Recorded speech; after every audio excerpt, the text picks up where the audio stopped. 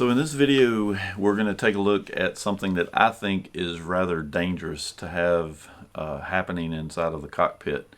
It is a direct result of Garmin not putting the private airports in the database to begin with. That's the main culprit to this issue. And so what happens is when you're taking off and landing at a private airport, because the system doesn't know what that airport is, it thinks that you're too low or you're flying, you're flying into terrain. Now, to be clear, in this video clip, I've only supplied the video of taking off. Landing is just as bad.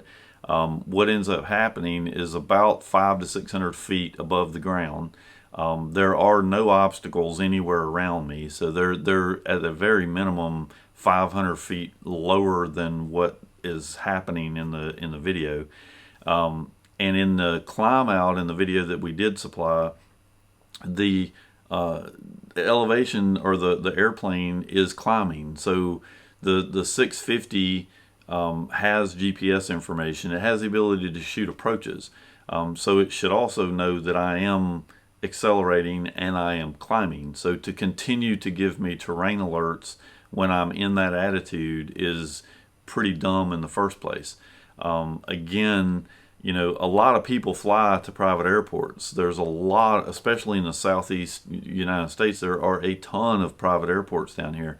And so having the GPS that costs $10,000 to $20,000, because I've got a 650 in the Lockheed and a 750 in the Beech 18, having an instrument like that, first of all, not having all the airports in this country, to me is unacceptable. My 430 actually had more airports in it than the more expensive 650 and 750. So having these airports missing in the first place doesn't make any sense to me at all.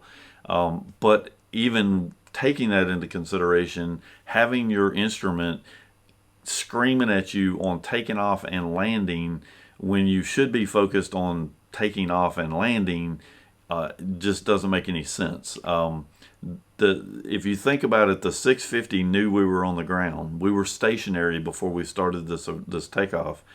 And so it knows that we're taking off. It knows that we're climbing, and yet it continued to scream at me the whole time that I was trying to get everything going.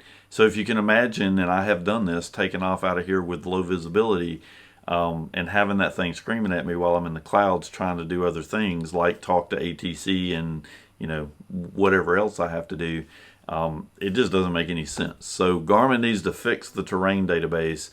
It did not used to do this. My 750 doesn't do this because I haven't updated the software on it for a few months. So the 750 doesn't scream at me like this, and it also doesn't know what the airports are around here. So this needs to get fixed. Please, in the name of every pilot that uses your products, add all these airports to the system. It just doesn't make any sense why they're not there to begin with.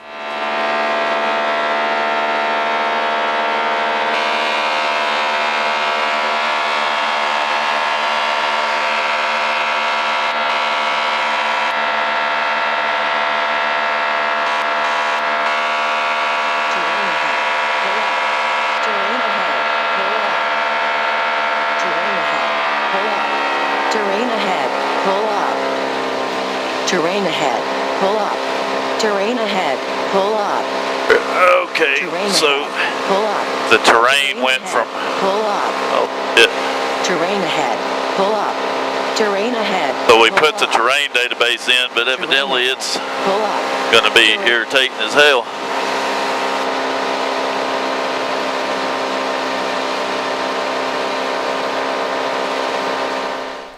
So as you can see, had I been in an IFR situation where I really needed the instrument, all of that screaming and messing around on this takeoff would have been extremely distracting and could have caused an accident if somebody were to get panicked and think that something was wrong. So Garmin definitely needs to fix this issue. And I think that every pilot out there that has a 650, 430, 750, We all ought to be calling Garmin and complaining about the fact that it doesn't have all the airports in this country in the database to begin with. We pay for it. Their competitors have all these airports in it. So why can't we have all of the private airports added to Garmin so that we can actually use the instrument that we paid so much money for to get added to our airplane?